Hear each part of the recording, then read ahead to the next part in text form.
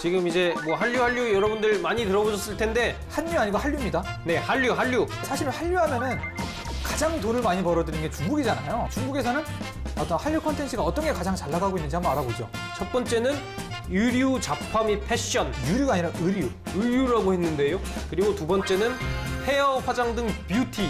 현수 씨도 그런 경우 아닙니까? 무작위 피부잖아. 아니 존슨 씨는 무슨 화장품 쓰시나요? 어디 파운데이션 쓰시죠? 우리나라 또 어떤 그 기획사 또 중심으로 한류가 많이 흘러가잖아요. SM, YG, JYP가 있어. 그렇죠. 세 개가 있죠. 이제 그 홍보실에 있어갖고 그거 했다 그러더라고. 댓글 쓰는 거 있잖아요. 댓글 쓰고 팬한테 뭐 이렇게 뭐 대응해주고 이런 걸 했다고 하는데 재밌게 일은 했지만 돈은 생각보다 아쉽다. 뭐 이런 평을 하더라고요.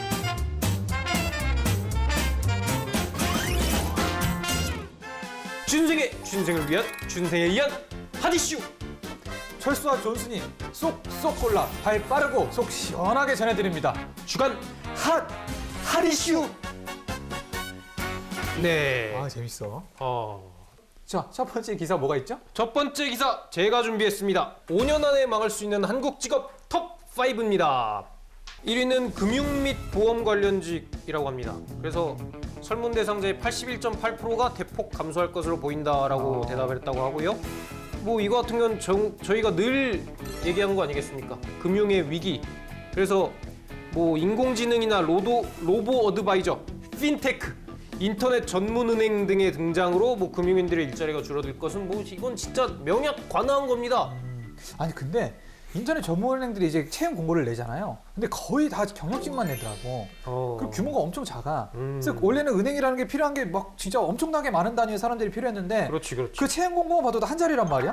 아니 그 은행이 어떻게 이렇게 축소가 되는 건가 생각도 그래, 들고. 진짜 은행업에 이렇게 많은 사람들이 붙어 있는 것 자체가 되게 웃기는 거였어.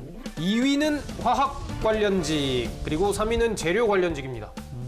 그래서 현재 재료 관련직 같은 경우는 샷시원, 용접원, 금속 공작 기계 조작원, 그리고 화학 관련직은 화학 제품, 플라스틱 제품, 타이어 및 고무 제품 관련 일을 한다고 하는데 아니 이런 일자리가 왜 없어질까요? 이거 되게 생소한 일자리인데 그렇게 지금도 그렇게 많은 일자리는 아닌 그쵸? 것 같은데 그게 더 없어진다는 건가요?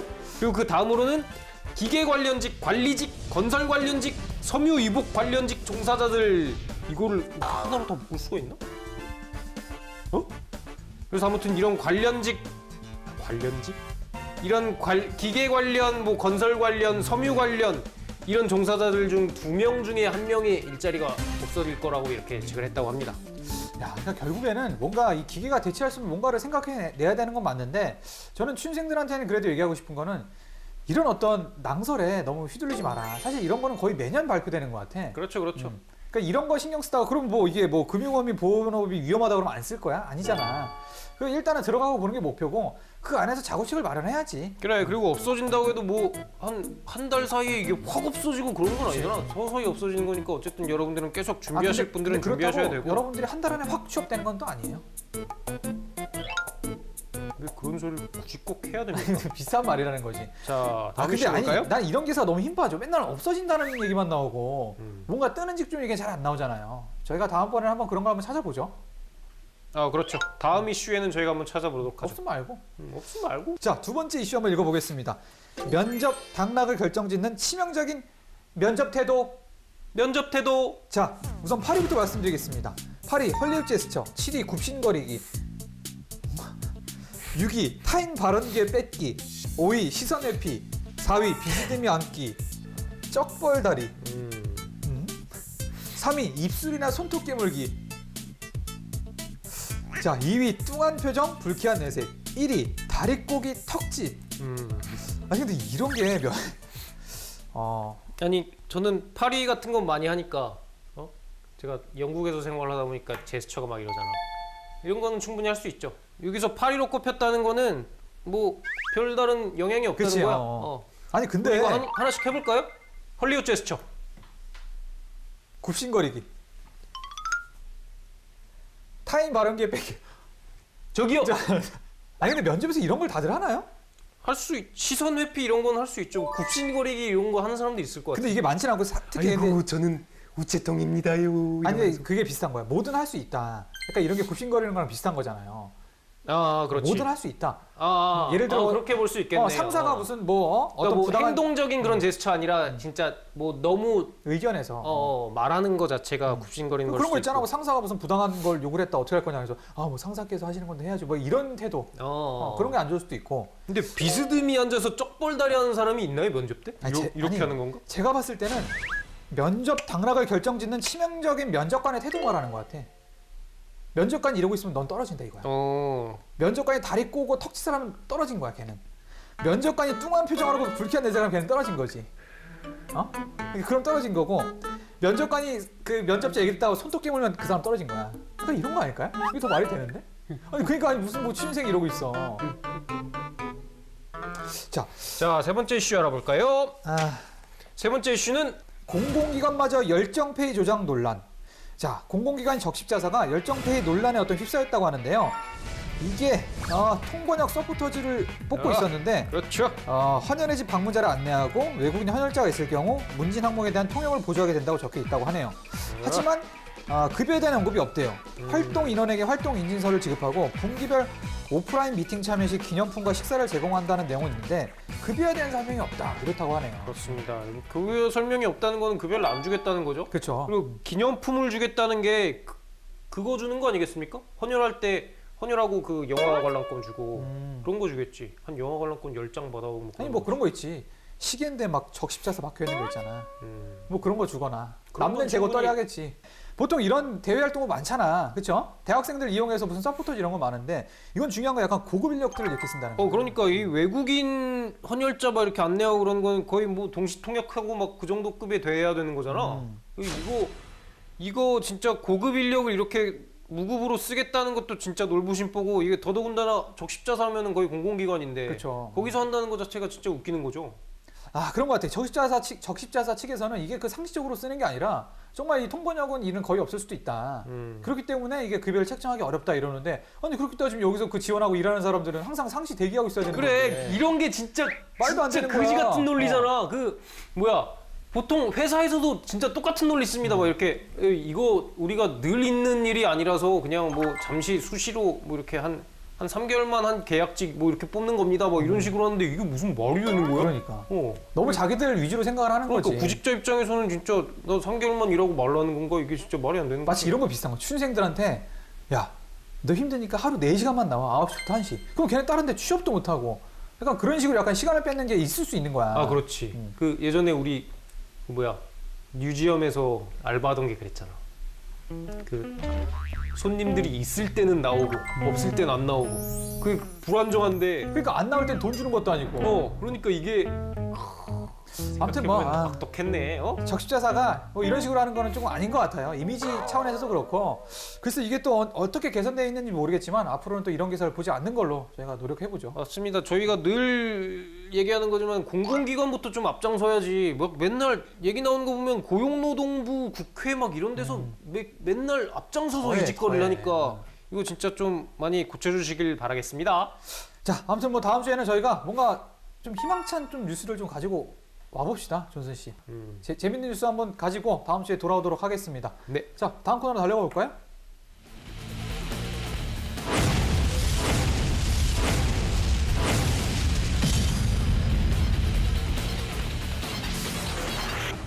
취업을 글로 배우신 여러분들, 지금 이 시간을 주목해 주세요. 실전에 필요한 정보부터 다양한 경험담까지 그대로 탈. 걸어드리는 시간, 취업의 생기술.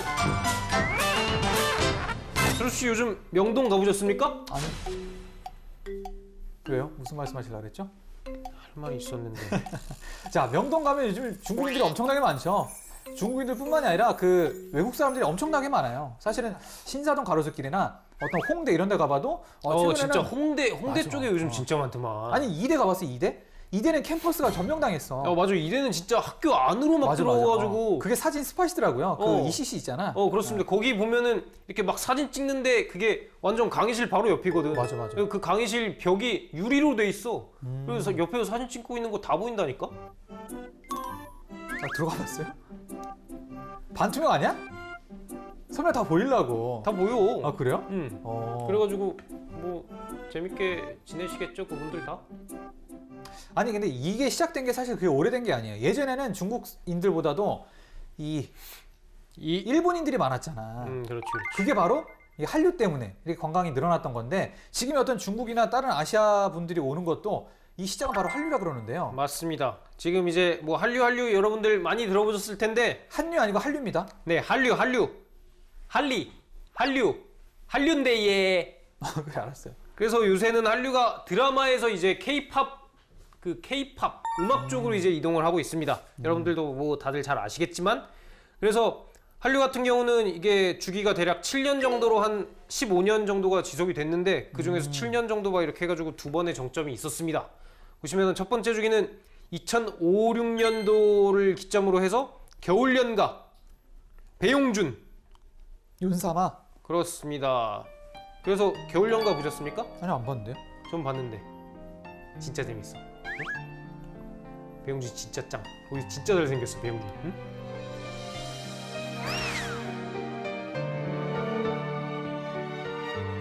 이게 진짜 일본에서 미친 인기였잖아. 아니 그러니까 사실 이게 약간 우리 고등학교 거의 한 10년 이상 됐죠? 그러니까 난 이해가 안 가는 거야. 그때 고등학교 때 맞아. 고등학교 약간 때.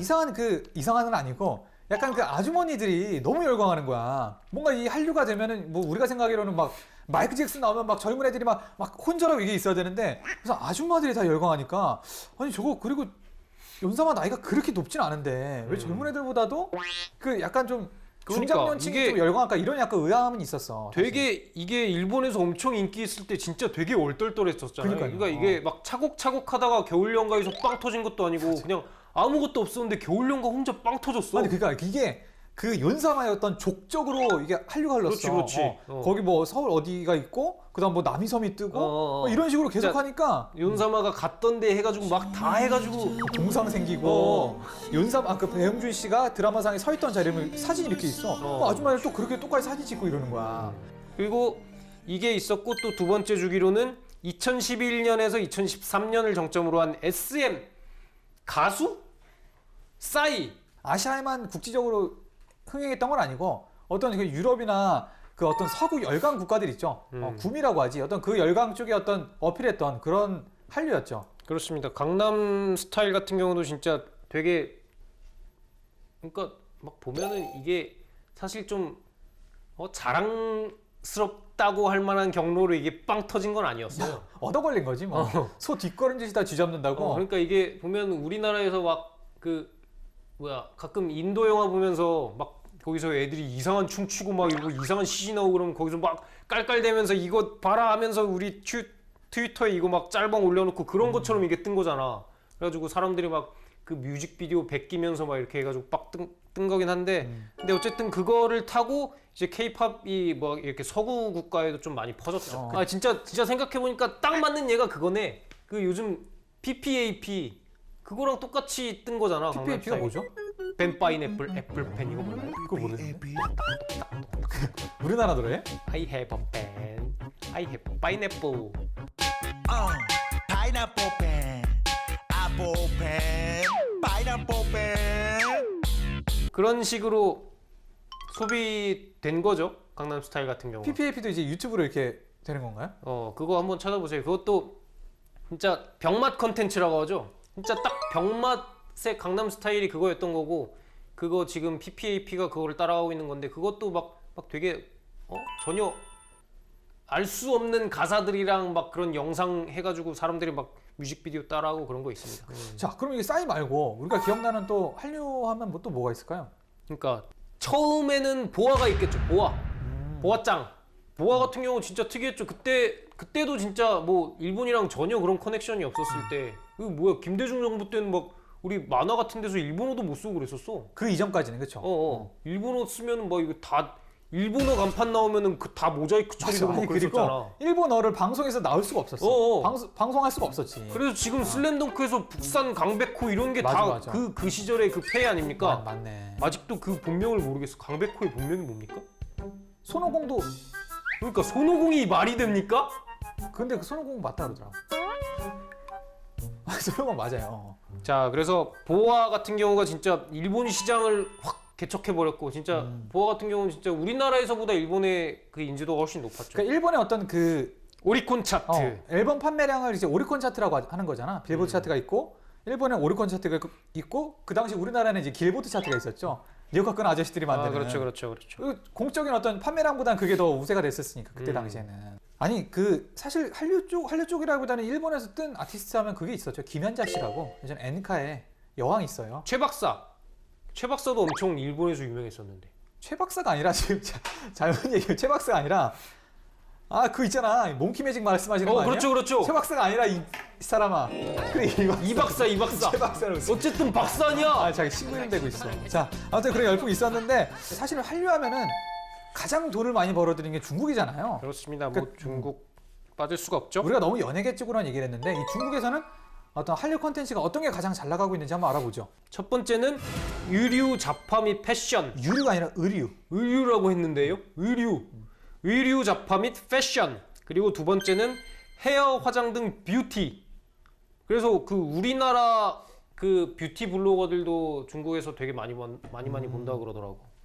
그리고 세 번째가 그 저희가 말씀드린 드라마, 영화, 케이팝 이런 그 엔터테인먼트 이런 거고. 그 중국 같은데 우리나라 옷 브랜드들이 많아. 맞습니다. 아니 진짜 그 뭐야 제가 홍콩 가더라도 그 진짜 우리나라 유명한 브랜드 말고 그러니까 에일랜드 그 에이세컨드 이런 거는 인기 있는 건 당연하고 진짜 동대문에 있는 뭐 그런 것들 있잖아. 곰찌, 뭐 이런 브랜드들 막 그런 데까지 막 이렇게 와가지고 우리나라 브랜드예요?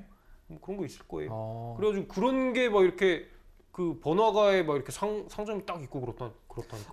자, 그리고 이제 아까도 말했지만 헤어, 화장, 뷰티 이런 것들도 아마 화장품이 유명해서 그럴 거야, 그렇죠? 야, 그렇죠. 우리나라 화장품 진짜 좀 유명하죠.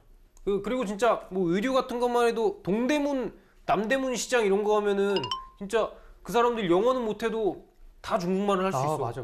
그래서 거기 가보면 진짜 중국 사람들 되게 많고 그 특히 도매 시장에 그렇게 중국 사람들이 많더라고. 깜짝 놀랐어. 그리고 도매 시장만 가셔도 여러분들 중국 사람 많이 구경하실 수 있습니다. 아니 근데 사실 이런 컨텐츠 하나하나 뜨는 거는 그렇다고 할 수 있어. 근데 이제는 우리나라가 만든 컨텐츠의 어떤 그런 포맷을 해외에 수출하는 것들도 이제 왕왕 볼 수 있다고 그러는데요. 역시나 중국에 많이 수출이 되고 있는데 그 아빠 어디가 같은 경우는 빠빠 취날 이걸로 바뀌어가지고 그 아빠 어디가를 그대로 옮긴 거야. 그리고 이것도 되게 잘 나오더라고. 그러니까 그 중국도 되게 땅덩이가 넓잖아. 그리고 방송국도 엄청 많아가지고 그치, 엄청 많겠지. 그래서 시청률이 한 1, 2%, 2, 3% 나오면 엄청 잘 나오는 거래. 근데 이 빠빠치날 같은 경우는 막 시청률이 5%가 넘고 막 그럴 정도라고 하니까 약간 출연? 자, 아무튼 이렇게 우리나라 재밌네. 저는 몰랐던 사실인데 그 프로가 수출이 돼서 잘 되고 있다는 얘기 들으니까 약간 좀 기분이 묘하네요. 그러니까 나는 가수다 같은 경우도 되게 중국에서 수출돼가지고 그것도 되게 잘 되고 있잖아요. 그 워시 가수 해가지고 거기서 걔가 나온 거야? 그 더원 나왔잖아. 중국에서? 중국에서 더원 나오고 황치열 나오고 그게 다 그러니까 황치열 나온 게 그 나는 가수다 그렇죠. 그거였어? 거기서 더원이 나와가지고 인기 엄청 끌었잖아. 근데 거기서 걔가 그분이 그 별에서 온 그대 그거 있잖아. 유아마 그 노래를 이렇게 딱 부르는데 막 You are my everything 이러더라고. You are my everything. 우리나라 또 어떤 그 기획사 또 중심으로 한류가 많이 흘러가잖아요. 대표적인 기획사 잠깐만 한번 훑어줘 볼까요? 네. SM, YG, JYP가 있습니다. 그렇죠. 세 개가 있죠. 그렇습니다. 아니 이 대형 기획사 같은 게 사실은 채용 공고가 자주 나와 생각보다. 저도 그래서 몇 번 써봤거든요. 근데 한 번도 안 됐어. 그들이 품기에 내가 조금 컸던 거지. 이건 진짜로 오버스펙일 수도 있어요. 여기 아니야. 같은 경우는 아니야. 아니야? 아니 제 친구 동생이 YG 있었잖아. YG 있었죠. 근데 걔가 이제 이대 나왔거든요. 얘가 여기 있다가 카카오로 간 거 아니야. 그 친구 그거 다닐 때 얼마 받았다고 합니까? 한 130? 그러니까 아니 이게 3대 기획사라고는 하지만은 진짜 여러분들 다른 기업 수준으로 이렇게 뭐 복지나 급여 같은 거 생각하고 들어가시면 안 됩니다. 아니 그래도 걔는 이제 그 홍보실에 있어갖고 그거 했다 그러더라고. 댓글 쓰는 거 있잖아. 댓글 쓰고 팬한테 뭐 이렇게 뭐 대응해주고 이런 걸 했다고 하는데 계약직 같은 거 아니었습니까? 아니야 그 정규직 130을 받는데 처음에 그렇게 봤는데요. 진짜 그럴 수가 있나? 근데 이제 뭐 뭔가 이 근무 이제 환경 자체는 괜찮은데 이제 다른 업무 있잖아. 뭐 디자인이나 이런 쪽은 업무도 엄청나게 심하다 그러더라고. 워낙 또 업무량이 많고 근데 자기는 뭐 그렇게까지는 아닌데 이게 돈이 너무 적으니까. 근데 그게 뭐 그렇죠, 앞으로 그렇죠. 오른다고는 하지만 아, 얘 입장에서는 좀 그래도 좋은 대학 나오고 또 얘네 오빠가 돈을 많이 벌었잖아. 금융권에 있어갖고 너무 비교돼서 이제 옮겼죠. 근데 이제 잘 그 옮겼네. 기획사에 있다 보면은 그런 건 있대. 연예인들을 자주 보긴 본대요. 근데 그 다른 기획사는 모르겠는데 YG 같은 경우에는 그런 교육을 한대. 이 본사 직원들한테 깍듯이 해라. 뭔가 그래서 항상 뭐 빅뱅도 보면 뭐 인사를 안녕하십니까 막 이렇게 하고 했다는 거야. 더 숙여라 그러는 건가? 아니 그렇게 조금 더 숙이지. 아니 뭐 서로 그냥 이렇게 하겠지. 아니 뭐 이렇게 하는데 아무튼 그런 뭐 재밌는 문화가 있고. 근데 뭐 회식 때만 부르거나 이런 거는 또 없다고 하고. 아니, 그러겠죠. 그럼. 그래도 아무튼 뭐 재밌게 일은 했지만 돈은 생각보다 아쉽다. 뭐 이런 평을 하더라고요. 그렇죠. 여기 뭐 같은 경우 진짜 뭐 되게 한류다 해가지고 되게 막 클 것이라고 생각하는데 YG만 보더라도 이게 창사 이래 1분기 영업 이익 실적이 최대치를 기록했다고 하는데 이게 94억 원입니다. 그러니까 얼마 안 된다는 거죠, 진짜. 그러게. 그리고 이거의 대부분은 진짜 빅뱅일 거야. 맞아. 빅뱅이 진짜 엄청나더만. 아니 그리고 사실 우리가 이 기획사를 3대 기획사를 부르면 안 돼. 이게 SM이랑 YG랑 JYP는 약간 좀 이렇게 떨어뜨려 놔야 돼, 그렇지? 그렇죠. SM이 그렇죠. 거의 독보적인 어떤 정말 그나마 기업이라고 할 수 있는 기업이잖아요. 자, 근데 아까 뭐 잠깐 얘기 드렸지만 이 대형 기획사의 어떤 대회 홍보실 같은 경우가 어떤 업무를 하느냐면은 아까 말했던 어떤 그런 고객 응대라고 할 수 있죠. 팬 어떤 온라인상에서 그런 업무와 함께 어떤 소속 연예인 기사 모니터링 또 이거를 또 그 윗선들한테 보고를 해서 그 잘 그렇죠. 관계를 만들어 나갈 수 있는 이거는 그 뭐 홍보실 그냥, 역할이지. 기본적인 홍보실 그치. 어느 회사 홍보실 가나 이런 거를 할 거고 그리고 뭐 그런 것도 한다고 그래요. 막 이렇게 연예인들 코칭해 주는 거 그런 것도 많이 한다고 그러더라고. 연예인들 막 이렇게 기자회견 갔을 때 이런 얘기는 하지 마라. 뭐 이런 식으로 얘기하라. 뭐 이런 식의 코칭도 막 해준다고 그러고. 그러다가 또 사랑이 싹트고 이러거든요. 그렇습니다. 뭐 철수 씨도 대형 기획사 좀 써보신 적 있다고요? 저는 근데 이 SM은 잘 안 나는 것 같더라고요, 공고가. 그 JYP나 YG는 가끔 내는데, 근데 이게 기본적으로 뽑는 단위가 적긴 적죠. 근데 이게 뽑는데 서류도 붙은 적은 없다. 이렇게 말씀을 드리고 싶고. 저도 막 쓰려고 봤는데 여기는 진짜 막 찾아봐도 2,400 이상이라고 막 연봉이 써 있는 데가 없는 거야. 그래서 저는 아예 써본 적이 없었고, 저는 로엔 써봤었습니다. 로엔이 어쨌든 SK 쪽에 이렇게 딱 발을 담그고 있다 보니까 거기는 조금 주는 것 같더라고. 지금 이제 카카오, 그렇지. 저희는 이제 대형 기획사는 연예인으로 들어가야죠. 그렇죠, 우리는 또. SK CNC. SK가 아니고 SMCNC. SK CNC는 그거 뭐 IT 기업 아니에요? 그 필름 만들고 그런 데 아닙니까? 아, 그래요? 자, 그럼 마지막으로 아까도 말씀드렸던 그 한류의 다음 버전. 한류 뷰트. K뷰트. 자, K뷰티 한번 알아보죠. 네, K뷰티 같은 경우는 여러분들 뭐 많이 아실 건데 화장품 이런 게 진짜 뭐 중국으로 우리나라 화장품 수출 같은 경우가 뭐 지난해 대비 250% 증가했다고 그러고 이게 무서운 게 계속 올라가고 있습니다. 이게 언제까지 올라갈까 했는데 계속 올라가고 있어. 그래서 아모레퍼시픽이 주식시장에서 황제주로 불리는 것도 그러니까, 다 중국의 맞아. 영향이 있는 거죠. 경배형 잘했어. 그렇소. 그리고 이게 진짜 화장품 같은 게 인기를 끈 거 자체도 진짜 그 한류 1.0이라 그러죠. 그 드라마, 아이돌 이런 거랑 좀 진짜 연관이 깊죠. 거기에 나오는 사람들이 막 등장하는 배우들 같은 경우가 진짜 도자기 피부 막 이런 걸 유지하고 있다 보니까 철수 씨도 그런 경우 아닙니까? 도자기 피부잖아. 아니, 존슨 씨는 무슨 화장품 쓰시나요? 어디 파운데이션 쓰시죠? 어딥니까? 유통기한 지난 건 맞아요. 맞아. 아니, 그러니까 이게 그런 거 있잖아. 무슨 패션도 비슷하지. 뭐 전지현이 그렇죠. 들고 나올 때 패션도 그렇고 뭐 전지현이 바른 뭐 마스카라 뭐 이런 게 중국에서 확 뜨는 것처럼 그래서 K뷰티가 그러니까 지금 그런 문화 콘텐츠, 그런 엔터테인먼트가 진짜 중요하다 그러는 게 그게 그 자체로 끝나는 게 아니라 그거를 해가지고 막 이렇게 2차적인 그런 걸 생산해내니까 그런 게 진짜 중요한 거죠. 아니 그러니까 예전에 어떤 그 어떤 팝 같은 게 떴을 때랑은 취준생들이 조금 다르게 받아들여야 되는 게 어쨌든 지금 이 어떤 현재 K-팝이 아닌 지금 한류 같은 경우에는 이 대기업들이 주도하는 경우가 많잖아. 아까 말했던 그렇죠, CJ ENM의 컨텐츠 사업이 있고 지금 어떤 아모레나 LG생활건강의 어떤 그 뷰티 사업이 있다 보니까 취준생들이 조금 더 문을 두드려볼 여지가 있는 거야. 예전 그 K-팝 같은 경우에 뭐 직원이 돈 버나 걔네가 돈 벌지? 그렇지. 이건 다른 거야. 그래서 아모레퍼시픽 같은 경우는 뭐 설화수, 라네즈, 마몽드 이런 식으로 되게 브랜드를 여러 가지를 다 성공을 많이 시켰고 이니스프리, 에뛰드 뭐 이런 것도 있죠. 네, 그렇죠. 그리고 거기에 따라서 이제 LG생건도 열심히 하고 있는데 후 같은 경우가 진짜 직접적으로 설화수 벤치마킹한 거야? 그렇죠. 그래서 이게 여왕 후자 써가지고 아마 후일 거예요. 아니 근데 그 아까 말했던 제 이니스프리라는 게 이게 그 제주도 뭐에서 만드는 화장품이라고 하잖아요. 그러니까 이런 것들도 아모레가 약간 좀 정말 타겟을 중국으로 삼은 것 같다는 생각이 들어. 사실 우리가 생각하는 제주도는 그냥 제주도잖아. 그렇죠. 그냥 뭐 다른 어떤 벽지랑 비슷한 이미지인데 중국인들한테 제주도는 또 다른 이미지잖아. 중국인들은 엄청 많이 찾는 데고 제주도에 대한 이미지가 인지도가 높다 보니까 이니스프리 자체도 어떤 제주도의 어떤 천연 성분으로 만든 화장품 뭐 이렇게 홍보를 하는 것 같더라고요. 저는 근데 이런 어떤 현재 K-팝을 넘어서 뭔가 다음 버전이 또 있을 거 아니야. 아, 그렇죠. 그렇죠. 존슨 씨는 예를 들어서 새로운 한류 바람이 일어난다면 또 어떤 쪽에서 나올 수 있을까요? 청년 수출 아니겠습니까? 아, 우리나라 텅텅 비게 한번 만들어보는 청년 수출. 그렇죠, 그렇죠. 아프리카, 캄보디아 이런 데서 그 사람들 자체가 한류 아닙니까? 그렇죠. 우리나라 사람들을 청년들 많이 원하고 있으니까. 저 같은 경우에는 이제 다음 컨텐츠는 우리가 아닐까 이런 생각이 드네요. 우리가 한국에서 안 먹히잖아.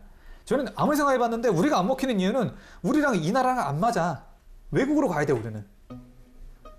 예를 들어 우리가 계속 정말 오버스펙된 인재가 약간 그런 기업들을 계속 쓰고 있는 거지. 우리 약간 오버스펙돼 있습니다. 지금 현재 한국에서. 그래요. 그럴 수 있으면 한번 논의해 보도록 합시다. 자, 아무튼 오늘 우리가 너무 우리 얘기만 했나? 좋은 얘기 많이 나왔네요, 그죠? 아무튼 오늘 이 한류에 관해서 신생 여러분들께 정말 도움되는 말씀 많이 드린 것 같은데요. 아무튼 뭐 필요한 말들만 쏙 잡아 드시고, 자, 다음 시간에는 더 재밌는 내용으로 여러분들을 찾아뵙도록 하겠습니다. 자, 존슨 씨 또 한번 달려보죠. 네, 전국에 계신 모든 취준생 여러분, 건승하십시오.